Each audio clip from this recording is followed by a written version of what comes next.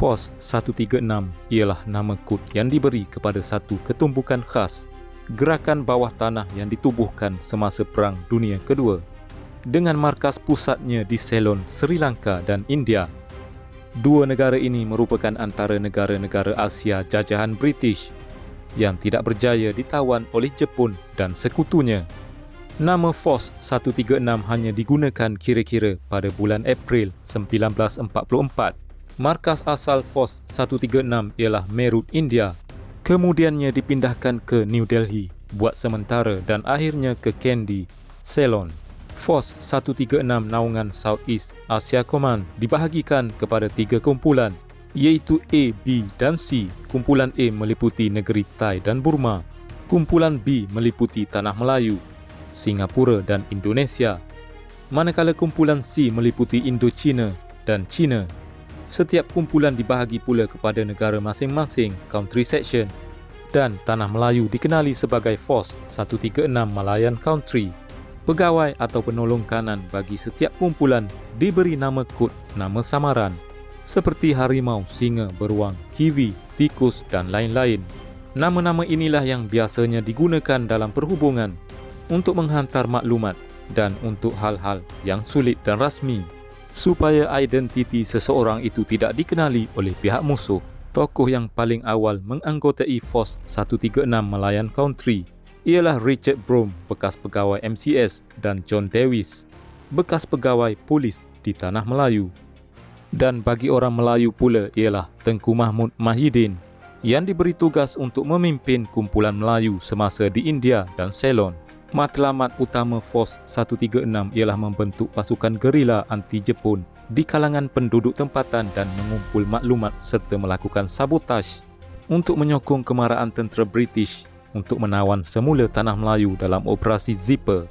Kemasukan anggota Force 136 dihantar ke Tanah Melayu melalui kapal selam ataupun payung terjun. Pasukan ini juga bekerjasama dengan kumpulan gerila yang dibentuk di dalam negeri seperti di Perak dan Pahang. Di Pahang, mereka membantu membentuk pasukan gerila Wataniah Pahang dengan bantuan pegawai daerah Raub, Iuk Mahidin. Di Kedah, mereka membentuk gerila Melayu Kedah dengan bantuan pegawai daerah dan Tunku Abdul Rahman.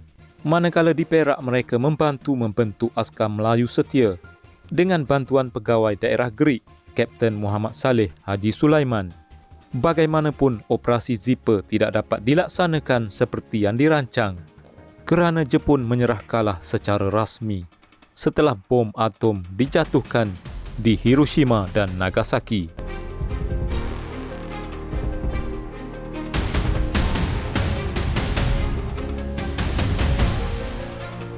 Tengku Mahmud Mahidin merupakan anak kedua Tengku Abdul Kadir Kamaruddin yang dilahirkan pada sekitar 1870-an.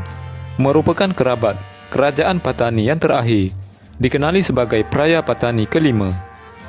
Tengku Mahmud mendapat pendidikan awal di Sekolah Majlis Agama Islam di Kota Baru, sebelum melanjutkan pelajaran ke Royal Assumption College, Bangkok dan Penang Free School di Pulau Pinang. Beliau kemudiannya berkhidmat sebagai Inspektor Sekolah Melayu Kelantan, iaitu jawatan tertinggi dalam perkhidmatan pelajaran negeri. Pada masa itu, beliau mengembangkan sistem pendidikan di Kelantan dengan penubuhan lebih banyak sekolah Melayu dan Inggeris.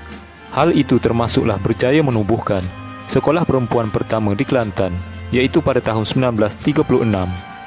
Pada masa yang sama, beliau juga meningkatkan mutu guru di Kelantan dengan memperkenalkan kelas-kelas latihan kepada bakal guru dan guru sedia ada. Malah beberapa mata pelajaran baru turut diperkenalkan, seperti ilmu hisab, ilmu tanaman, ilmu sejarah dan ilmu kesihatan. Mahmud Mahidin juga merupakan pesuruhjaya pengakap bagi negeri Kelantan. Pada tahun 1934, Mahmud Mahidin telah mengetuai rombongan pengakap bagi negeri Kelantan ke Jambori Pengakap di Melbourne, Australia. Dipetik dari jurnal Terbitan Persatuan Sejarah Malaysia. Keadaan mula berubah sama sekali apabila pihak Jepun menyerang Kelantan secara mengejut pada 7 Disember 1941. Sebagai sarjan dalam pasukan sukarela Kelantan, Kelantan Volunteer Force, Tengku Mahmud menjalankan tugasnya menentang kemarahan Jepun di Kelantan, tetapi gagal sehingga membuatkannya dan pihak British berundur ke Singapura. Untuk ke Singapura, mereka menumpang kapal SS Kuala. Tetapi malang tidak berbau bila kapal itu diserang kamikaze di persisiran pantai Sumatera. Tengku Mahmud amat bernasib baik apabila terselamat dan malah berjaya menyelamatkan anak-anak kapal SS Kuala. Dari Sumatera, beliau seterusnya bertolak ke India bersama pihak British. Di sana Tengku Mahmud ditugaskan di bahagian propaganda dan pengambilan serta berkhidmat sebagai pengelola bahagian Melayu di All India Radio. Di sana beliau menerbitkan siaran Melayu yang diberi nama Suara Harimau Melaya yang terpancar ke Tanah Melayu dan sekitarnya. Beliau menggunakan platform ini untuk membangkitkan rasa semangat orang Melayu menentang Jepun. Kemudian Tengku Mahmud bertolak pula ke Timur Tengah, terutamanya Mesir dan Hijaz, iaitu Arab Saudi. Di sana beliau ditugaskan untuk memperbetulkan pemikiran orang Melayu yang terpengaruh dengan dakwah pihak Paksi Asis ketika itu. Di samping itu, beliau juga ditugaskan untuk merekrut pemuda-pemuda Melayu Semenanjung dan Patani untuk dilatih sebagai ejen-ejen rahsia. Ejen-ejen rahsia itu akan dihantar ke Semenanjung Tanah Melayu atau Selatan Tai untuk menjalankan operasi bawah tanah menentang Jepun. Dipetik dari jurnal Terbitan Persatuan Sejarah Malaysia. Pada tahun 1943, Tengku Mahmud diberikan tanggungjawab mengetuai bahagian Melayu pasukan FOS 136 dan diberikan pangkat Major. Beliau sekali lagi pergi ke Timur Tengah untuk merekrut pemuda-pemuda Melayu dalam pasukan tersebut. Tetapi sebelum itu, mereka dihantar terlebih dahulu ke India bagi mendapat latihan perang gerila. Pada tahun 1943, Tengku Mahmud telah menulis satu memorandum kepada bekas pegawai takbir British iaitu Sir Richard Winstead tentang cadangan pembentukan pentadbiran di Tanah Melayu selepas perang.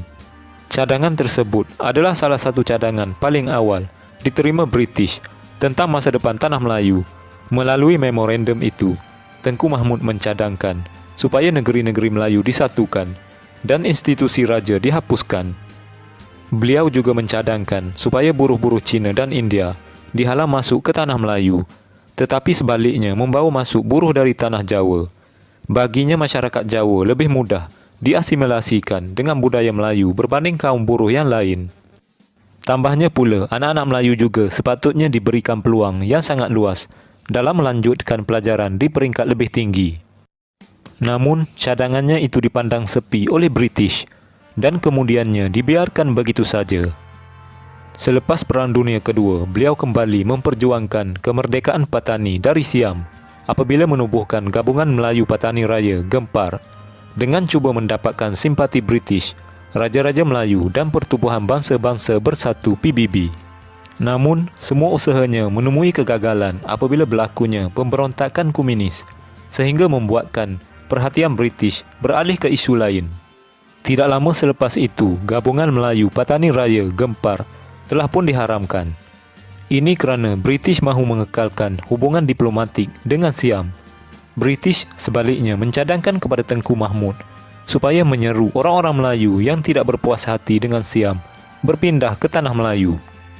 Di sebaliknya, Mahmud Mahidin berpandangan bahawa orang-orang Melayu Patani tidak lagi seperti datuk nenek mereka dan mereka tentu sekali tidak akan berpindah ke Tanah Melayu. Dipetik dari jurnal Terbitan Persatuan Sejarah Malaysia. Begitulah perjuangan Tengku Mahmud yang tidak berkesampaian dalam cadangan masa depan Tanah Melayu dan perjuangan Patani.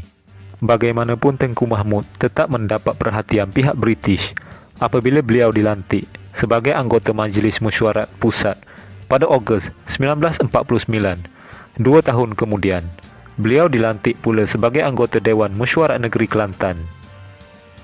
Selain itu, beliau turut dilantik dalam pelbagai lagi jawatan seperti anggota Penasihat Pusat Hal Ehwal Pelajaran, anggota Badan Keretapi Tanah Melayu, anggota Majlis Kerja Persatuan Sejarah Tanah Melayu.